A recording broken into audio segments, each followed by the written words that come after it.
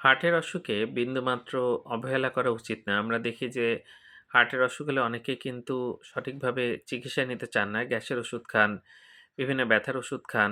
এই কাজগুলো করে অনেক সময় নষ্ট করেন এবং তারা যখন হসপিটালে পৌঁছান, আমাদের হাতে আর তেমন কিছু করার থাকে না। অনেক সময় এটা আমরা দেখতে পাই।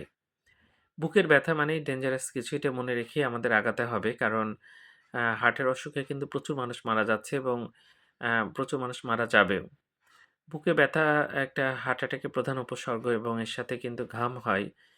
ব্যথাটা অনেক সময় গলার দিকে ছড়িয়ে যায় বা হাতের ভেতরের দিকে চলে আসে, বাম হাতের ভেতরের দিকে।